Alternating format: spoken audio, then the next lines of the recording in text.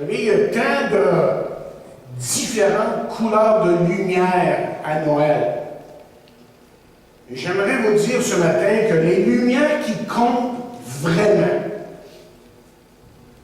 ce sont celles qui sont dans le cœur de chaque personne ici ce matin.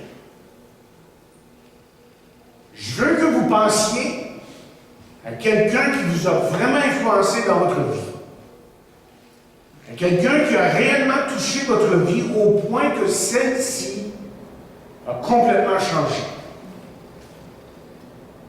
Et il se peut que cette personne, c'est une personne qui s'en est même pas aperçue au moment même que c'est arrivé dans votre vie. Et ce qui est important, ce qui est vraiment important, c'est que vous sachiez que votre vie a été grandement affectée. Maintenant, pensez à votre vie si vous n'aviez jamais rencontré cette personne. Il n'y a aucun doute que vous seriez très différent. Que votre vie n'aurait peut-être même pas pris le même cheminement.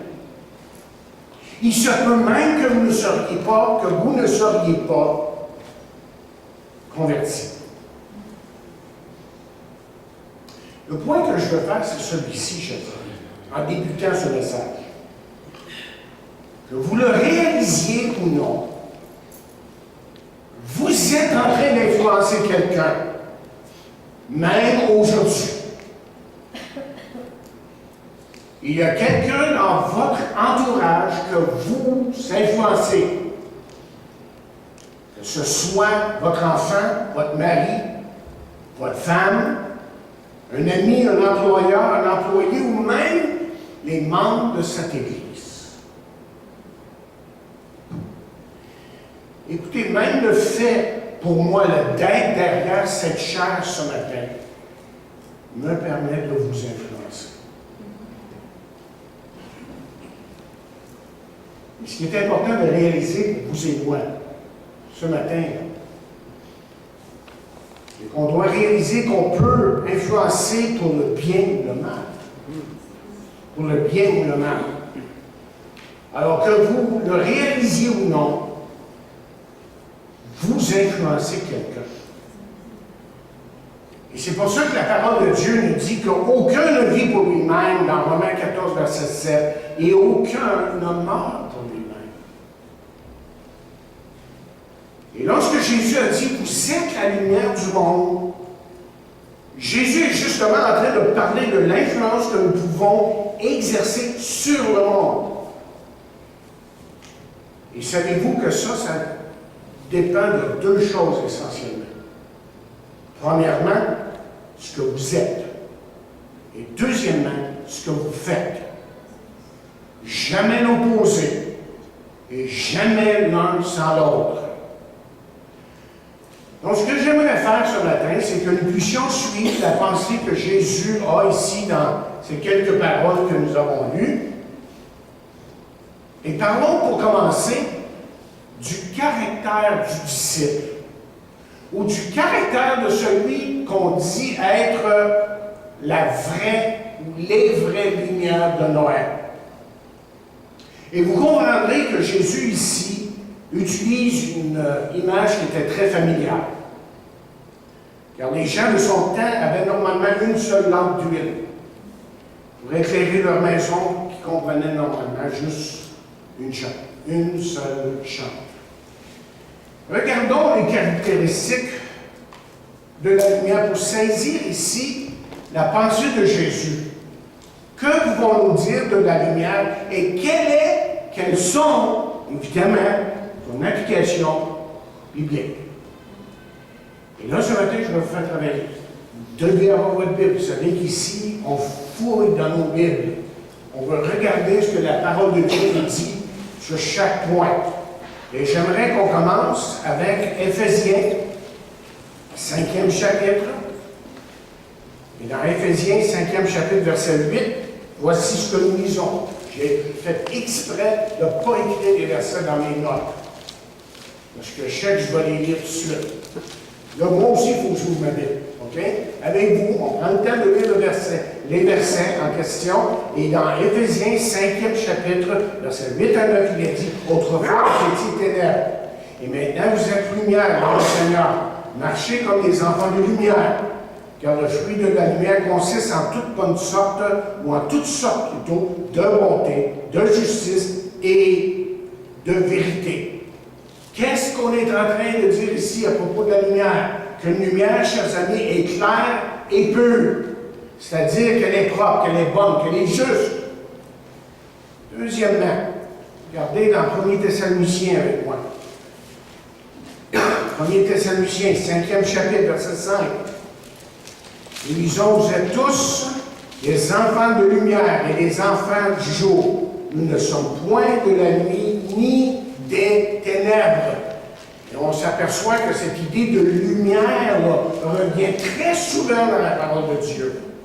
Et ici, ce que j'ai pensé, c'est que la lumière pénètre par sa nature même. Elle coupe à travers et élimine les ténèbres. Troisièmement, si on regarde dans Jean, on va regarder quelques versets dans Jean 12. Il y a beaucoup de questions de lumière dans Jean 12. Donc allons dans Jean 12 et on va regarder plusieurs versets dans ce chapitre. Et dans Jean 12, le verset 35, voici ce que nous lisons. Jésus leur dit, la lumière, on parle avec lui-même évidemment, il dit, la lumière est encore pour un peu de temps au milieu de vous. Marchez pendant que vous avez la lumière, afin que les ténèbres ne vous surprennent point. Celui qui marche dans les ténèbres ne sait où il va. Qu'est-ce que la lumière fait essentiellement? Elle illumine, elle éclaire, si vous voulez. Elle élargit, comme quelqu'un a écrit, notre champ de vision, afin que nous puissions que nous prenions connaissance de l'endroit où nous sommes. Quatrièmement, le verset 36, il faut que je suive là, dans le texte, pendant que vous avez la lumière, croyez en la lumière, afin que vous soyez des enfants de lumière. Jésus dit ces choses et elle se cacha, loin d'eux. En tout cas, le point est celui-ci, c'est qu'il révèle. La lumière, elle révèle quelque chose, et surtout dans la parole de Dieu, dans le Nouveau Testament, mais même dans l'Ancien Testament, quand il est question de lumière, c'est que la lumière révèle surtout la vérité. Elle nous ouvre le chemin, si vous voulez, ou la porte à un nouveau monde. Elle se débarrasse de toutes les choses qui peuvent même entraver la vérité.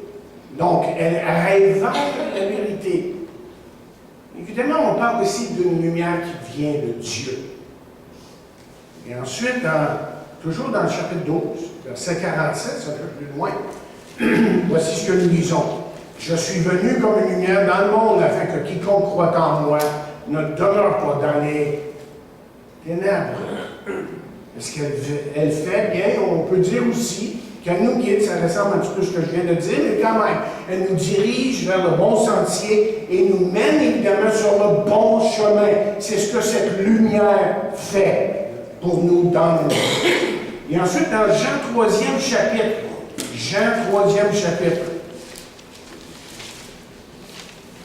et on connaît le chapitre 3 de Jean parce qu'il est question de Nicodème.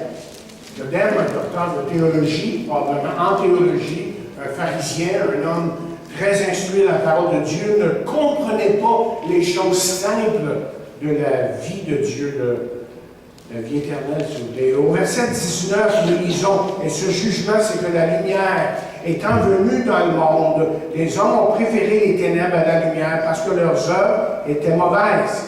Car quiconque fait le mal est la lumière, ne vient point à la lumière, de peur que ses œuvres soient dévoilées. Alors, qu'est-ce que la lumière fait? Et elle franchit les ténèbres. Elle franchit les ténèbres. Et septièmement, regardez dans Philippiens, 2e chapitre. Philippiens, 2e chapitre. Il y a un autre point ici que je veux soulever. Juste pour vous décrire, qu'est-ce qu'on est en train de faire? On est en train de donner les différentes caractéristiques de la lumière. Dans le chapitre 2 de Philippiens, verset 15, voici ce que nous lisons. Afin que vous soyez, peut-être qu'on devrait lire même le verset 14, ça serait mieux. Il dit, faites toutes choses sans murmure ni hésitation, afin que vous soyez irréprochables et purs. Les enfants de Dieu irréprochables, au milieu d'une génération perverse et corrompue, par laquelle vous brillez comme des flambeaux dans le monde. Et qu'est-ce que la lumière fait? Bien, je dirais qu'elle met en déroute le chaos.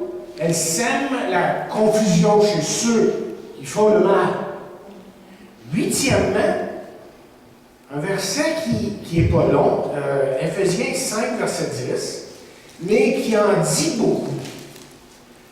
Éphésiens 5e chapitre, verset 10. Et au verset 10 d'Éphésiens 5e chapitre, nous lisons « Examinez ce qui est agréable au Seigneur ». C'est pas long, hein? Mais ça en dit beaucoup. Examinez ce qui est agréable au Seigneur. Qu'est-ce qu'il est en train de dire ici? Il est en train de dire que le chrétien, vous voyez, fait la preuve de ce qui est acceptable et pas acceptable. Il montre au monde ce qui est acceptable et ce qui n'est pas acceptable aux yeux de Dieu. Il montre que le chemin qui doit être pris est celui qui ne doit pas être pris. Tout simplement. Pas plus compliqué que ça. Il montre ce qu'une personne doit faire et ne pas faire. Et ne pas faire. En fin de compte, on peut résumer notre pensée ici, c'est que le vrai disciple, ou celui qui est la lumière du monde, fait ce qui est agréable au Seigneur. Et c'est-à-dire que toute son attention, toutes ses énergies sont comme canalisées dans cette direction-là. Et ça devrait être ça pour chacun de nous, si nous sommes vraiment des enfants de Dieu. J'ai 10 points ici. 9e point. Éphésiens 5. Éphésiens 5, vous êtes peut-être là parce qu'on a lu tantôt un verset. Mais là, on continue au verset 11. Et au verset 11 d'Éphésiens 5, il dit ici, « Et ne prenez point part plutôt aux œuvres infructueuses des ténèbres, mais plutôt condamnez-les, car il est honteux de dire ce qu'ils font en secret. Et tout ce qui est réprouvé apparaît en pleine lumière. Car tout ce qui est ainsi manifesté est lumière. » Verset 14 aussi. C'est pour cela qu'il est dit, « Réveille-toi, toi qui dors, réveille-toi d'entre les morts, et Christ t'éclairera. » Ce qu'on peut dire de cette lumière, c'est qu'elle avertit. Elle avertit évidemment de danger imminent, de danger dans la vie. Et enfin, dans Romains 13, dernier point que je veux faire sur ça, c'est dans Romains 13 et le verset 12. Romains 13, verset 12. Voici ce que l'apôtre nous dit. Romains 13, verset 12, il dit, « La nuit est avancée, le jour approche, dépouillons-nous donc des œuvres de ténèbres et revêtons plutôt les armes de la lumière. » Qu'est-ce qu'il est en train de quoi il parle-t-il ici? Il parle de protection. Il parle de protection, c'est que cette lumière qui est en nous et par laquelle on doit marcher, c'est une lumière qui nous empêche de trébucher, de tomber dans les choses, évidemment, qui sont du mal. Maintenant, après avoir décrit la lumière ici, là, je veux faire un point qui est important. Il y a 3 choses que je veux dire ici. D'abord, c'est que le croyant, voyez, est maintenant la lumière du monde. Il est la lumière du monde. Qu'est-ce que je suis en train de dire ici? C'est que Jésus n'est plus dans le monde physiquement. Sa lumière est en nous. Et nous sommes son reflet sur cette terre. Le croyant est maintenant la lumière du monde. Et donc, ça s'ensuit que votre lumière est le reflet du Seigneur lui-même, de Dieu lui-même. Les gens, autrement dit, devraient être capables de voir Jésus dans nos vies. Et troisièmement, ce que j'ai pu résumer, si ce que j'ai pu voir pour résumer, c'est que le caractère principal de la lumière est la pureté. Et ça veut dire que le vrai disciple, celui qui marche en vrai disciple de Jésus-Christ, marche dans la lumière, il marche dans la pureté. Évidemment, on pourrait s'étendre longtemps en parlant de pureté, mais je vais juste résumer dans ces paroles en disant qu'il doit marcher dans la pureté en ce qui a trait à ses intentions, ses paroles et à ses actes, évidemment. OK, parlons maintenant deuxièmement du lieu de son ministère. Okay? Le lieu où le disciple doit refléter cette lumière est dans le monde. Dans le monde. C'est dans le monde que le croyant engagé va se diriger. Ça et là, tout en reflétant là, la lumière qui est en lui. Il parcourt le monde, il est la lumière du monde. Et pourquoi est-il la lumière du monde? Je vais vous le dire. Parce que le monde est aveugle. Le monde est dans le chaos. Le monde est languissant, dans le trouble. Le monde est déchu, en danger, incertain, sans discernement, inconscient, dans les ténèbres. Et on pourrait continuer notre leçon, évidemment. Mais remarquez les paroles de Jésus ici. On essaie de disséquer le passage pour bien comprendre. Il parle de la lumière dans le monde. Il parle de la ville qui est sur une montagne, mais qui est aussi dans le monde. Et il parle du chandelier qui est dans le foyer. Jésus, qu'est-ce que Jésus est en train de nous dire? Jésus est tout simplement en train de nous dire que nous devons prier. Si nous sommes ce que nous disons être un vrai disciple de Jésus-Christ. Et le monde en a besoin plus que jamais. Et plus qu'on voit le monde aller, plus qu'on réalise que le monde a besoin de ces lumières sur lui. Les vraies lumières de Noël, là, pour chercher quelque chose qui est vrai dans sa vie. Et parfois, comme quelqu'un dit, vous êtes le seul à être cette lumière qui vient de Dieu. Vous êtes le seul, là où vous êtes. Seule lumière. Mais ça vaut la peine. Je veux parler maintenant, mon troisième point, c'est le témoignage inévitable du disciple. Il y a deux choses qui sont dites à propos de la Bible. Il est dit ici qu'elle est sur la montagne. OK? Et que cette ville-là ne peut être cachée. Il y a deux choses qui sont dites concernant la lampe. Elle est placée sur un chandelier. Ouais, là. OK, elle est placée sur un chandelier. Et elle donne de sa lumière à ceux qui sont dans la maison. Donc, la leçon est très facile à cerner. La leçon, c'est que la lumière du disciple est dans le monde, et sur la montagne, et dans la maison. Là, il se place jour après jour. Et on peut tirer plusieurs leçons ici. La première chose, c'est ceci. C'est qu'un chrétien brille comme une lumière dans le monde. Il est comme une ville éclairée ou une lampe placée dans une maison pour éclairer la maison et dans ce monde de ténèbres. Et deuxièmement, une lumière peut avoir différentes forces. Elle peut être faible, très brillante, peu brillante. La clarté d'une lumière peut être si faible qu'une personne peut même en arriver à trébucher, à tomber. Mais la troisième leçon que j'ai trouvée ici dans ce passage, c'est que certaines places dans le monde sont très éclairées, d'autres sont quasiment dans la noirceur.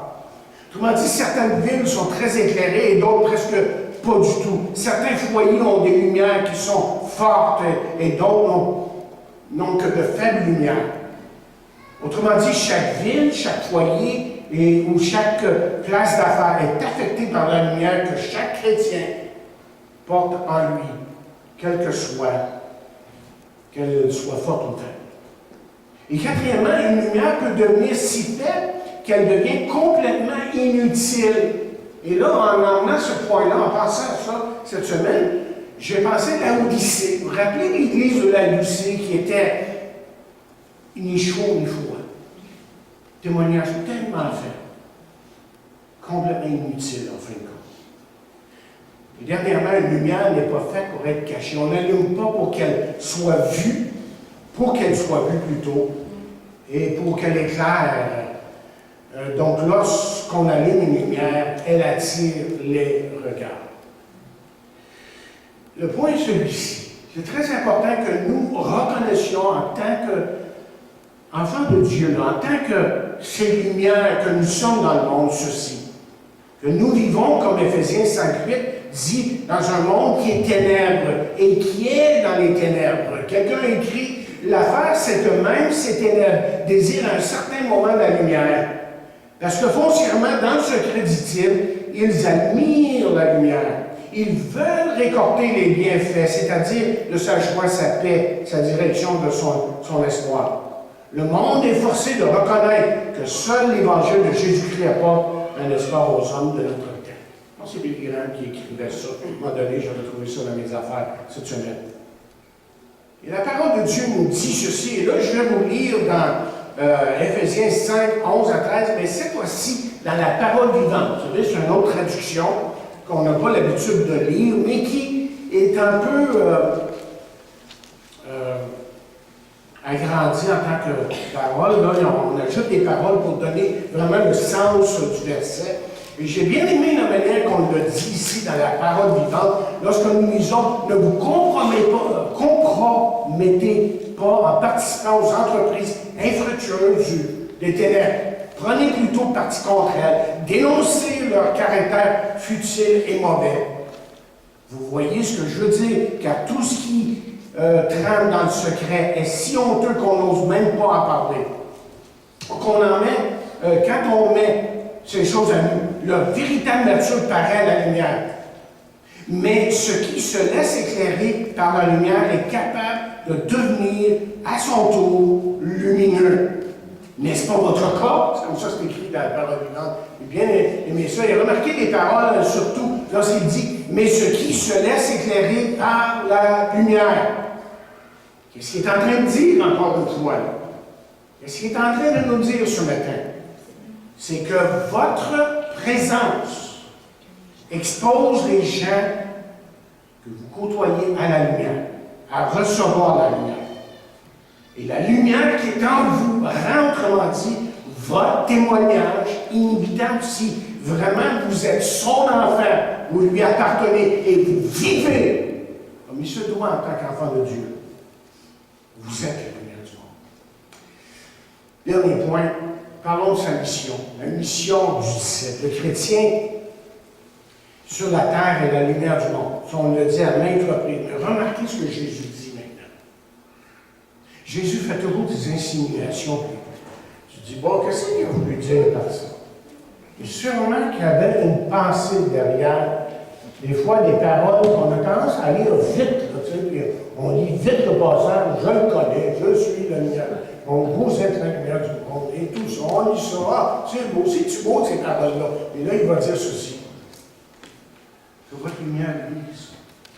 Je me suis arrêté sur ça, puis j'ai dit, bon, il est en train d'insinuer quelque chose, non? Est-ce que tu qui est en train d'insinuer qu'il est possible pour un enfant de Dieu que ce croyant peut refuser de briller, de laisser briller sa lumière, qu'il peut même la fermer, qu'il peut refuser de l'allumer, qu'elle est noircie, et qu'elle, en fin de compte, sera très, très peu visible. Je vais penser, une fois, j'avais entendu un témoignage d'une église. J'étais pasteur pendant 4 ans à Montréal, grosse église haïtienne. Et puis, alors, on n'a peut-être pas dû dire ça en tout cas. Mais c'est une église haïtienne. Puis il y avait un témoignage d'une dame qui dit, ah, elle dit, moi, j'étais bien heureuse de ma soeur ici. C'est une bonne soeur dans le Seigneur. Ça fait 10 ans qu'on travaille à la même place. Je viens de découvrir les chrétiens. Je ne me serais pas levé, moi, pour dire ça. 10 ans, ça a pris 10 ans pour que tu saches que ta confrère est une chrétienne à côté de toi. C'est ça, des fois. Tu sais, on refuse. Il y a quelque chose dans nos vies qui nous arrête d'être ce qu'on devrait être devant les gens. Malheureusement. Il y a 2 raisons pour que justement que vous laissiez votre lumière luire. Et la parole de Dieu dans Matthieu, mais on revient dans Matthieu 5, nous certifie, c'est que d'abord pour qu'on doit luire afin que les hommes voient nos bonnes œuvres. Regardez le chapitre 5 à nouveau dans Matthieu 5e chapitre, verset 16. Il dit que votre lumière luise ainsi devant les hommes, afin qu'ils voient vos bonnes œuvres et qu'ils glorifient votre Père qui est à les cieux. Autrement dit, je veux dire, si on est pour être une lumière efficace, il faut que nos vies soient évidentes. Il faut que ce qui est en dedans de nous soit évident. Mais j'ai peur, moi, qu'il y a trop de chrétiens qui vivent comme l'homme invisible. On ne les voit pas, ils sont chrétiens, mais tu ne saurais pas, en moins de t'arrêter pour 5 minutes et dire connais-tu l'Évangile? Ah oui, je connais l'Évangile. Sans ça, tu ne l'aurais jamais su. Tu n'aurais jamais su que cette personne-là était chrétienne. Et ça, c'est dommage. Parce que c'est plus que ça, là. Ça devait devenir tellement évident que les gens disent hey, tu sais, il y a quelque chose de différent dans ta vie. Puis, en tout cas, ça m'est arrivé, puis je ne veux pas parler de moi, là, mais ça m'est arrivé où, je me rappelle, je travaillais pour Kissing, j'étais jeune, j'avais 23 ans, et puis j'étais dans le magasin d'outils, tout ça. Puis, à un moment donné, il y en a un qui s'approche du comptoir, puis il dit écoute, es-tu un prêtre, toi? J'ai rien dit, là. Mais vous voyez ce qui peut arriver? Je suis un prêtre. Non, un chrétien. Mais c'est ça qui arrive, et puis d'autres incidents comme ça qui nous arrivent. Je suis sûr qu'il y a plusieurs qui peuvent témoigner la même chose. Tu sais, les gens se posent des questions. Il n'est pas pareil. Il n'est pas pareil. Ça fait penser à quelqu'un qui me dit, qui nous a témoigné dernièrement. Et les gens l'ont rencontré, ils ont dit hey, t'as bien changé, toi. Donc, as-tu changé de drogue? As-tu changé de médicament? Je pense que c'est ici de qui je parle. Hein? Puis la personne a dit ben non, moi, j'ai accepté Jésus dans ma vie. C'est Jésus qui fait la différence. Mais c'est ça. C'est ça, chers amis. Jésus devient évident dans nos vies. Donc, nos vies doivent être évidentes. Et évidemment, ça veut dire ça qu'il faut faire attention de même qu'on vit. Écoutez, c'est Jean 3, verset 13 qui dit y a-t-il parmi vous quelqu'un de sage et d'expérimenté qui en donne la preuve par sa bonne conduite, c'est-à-dire par des actes empreintes d'humilité qui caractérisent la véritable sagesse. Deuxième point que je veux amener, c'est que votre lumière, pourquoi est-ce qu'elle doit allumer? C'est pour que les hommes, en fin de compte, glorifient Dieu. Et ça, évidemment, c'est la suprême raison. Quand vous regardez tous les grands credos de la foi, là, on commence souvent comme ça. Quelle est notre raison d'être là? Pourquoi est-ce que Dieu a créé l'homme? Pour que l'homme glorifie Dieu. Et comment est-ce que les hommes autour de nous vont arriver à glorifier Dieu? Bien, Dieu n'a pas envoyé une Spoutnik. Il n'a pas envoyé même les anges. C'est nous. C'est à travers nous. C'est pour ça que, regardez dans Pierre, comment que Pierre s'exprime pour nous montrer comment Dieu travaille. Il dit dans le premier de Pierre, 2e chapitre, et le verset 12, ceci. On veut que les hommes glorifient Dieu, mais ça n'arrivera pas ça juste en parlant. Okay? Il dit ayez au milieu des païens une bonne conduite afin que l'homme vous calomnie comme si vous étiez des malfaiteurs. Il remarque vos bonnes œuvres et glorifie Dieu. Hein? Wow! Il glorifie Dieu lorsqu'il est visite. C'est ça. Les gens. Wow! C'est vrai ce qui arrive dans sa vie. C'est merveilleux. Et vous pouvez regarder 1 Pierre 4, verset 11, c'est semblable.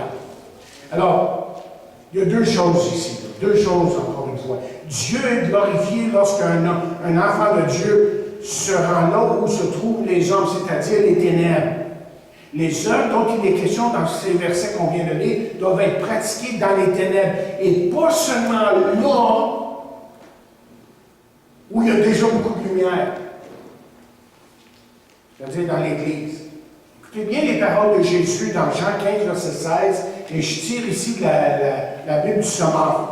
Il dit, ce n'est pas vous qui m'avez choisi. Non, c'est moi qui vous ai choisi. Je vous ai donné mission d'aller. J'ai aimé ça. Ça, je l'ai pris là. Je vous ai donné mission d'aller, de porter du fruit qui soit durable, etc. La lumière n'a qu'un seul but chez eux, en fin de compte, c'est d'éclairer. Et la lumière ne peut être vue que si elle est placée devant les hommes. Et vous savez, le danger, ça fait 2 ans qu'on a acheté le bâtiment ici. Le Seigneur a béni cette église pour qu'on devienne, une église qui est établie, tout ça. Et c'est bien tout ça. Mais le grand danger, c'est qu'on se renferme ici et qu'on oublie qu'il y a des gens qui sont à l'extérieur, qui ont besoin de Jésus-Christ. Ça va tellement bien ici, puis on a du fun ensemble, mais ça devient comme une sorte, évidemment, de club social. Il y a justement un pasteur qui est allé voir un homme très important dans une ville un jour, et cet homme-là était quand même une bonne personne, morale, respectée. Sa femme, elle a l'église du pasteur en question. Et dans la conversation, le pasteur demanda à l'homme en question s'il était sauvé. Il a dit le monsieur, mais certainement, je suis sauvé. Le pasteur lui demanda s'il avait confessé sa foi publiquement, s'il avait été baptisé, s'il s'était joint à une église locale. Et sa réponse a été, ah non, si je fais ça, vous voyez, les gens vont penser que je suis un hypocrite. Ouais, tu as le droit de me regarder comme ça. Et de penser, et de dire, le pasteur, c'est vrai que vous êtes un homme en qui les gens ont beaucoup d'estime, répondit-il, mais en même temps, ils ne reconnaissent pas en vous un chrétien. N'est-ce pas ça, l'hypocrisie, cher monsieur? Je pense que oui. Des fois, on a les choses à l'envers. Donc, les autres lumières n'ont pas besoin de plus de lumière, non. Et comme j'ai dit, il y a toujours ce danger de se renfermer sur nous. En fin de compte, Dieu nous appelle à être la lumière du monde. Les lumières du monde, les vraies lumières de Noël. Parce que les hommes aujourd'hui ont besoin de ça. Ils ont besoin de ce que vous avez. C'est tellement réel, c'est tellement vrai. Et c'est quelque chose qui transforme ceux qui viennent d'être. Notre Dieu, nous te demandons de continuer à bénir ta parole dans nos vies et que nous puissions réaliser ce que tu as fait en nous. Que tu nous as donné ta lumière. Tu nous as éclairés, et non pas parce que nous méritions plus qu'un autre. Enfin, ce n'est pas peu grand ce que tu nous as donné. Et nous t'en remercions, nous voulons te glorifier. Par le nom de Jésus-Christ, nous prions.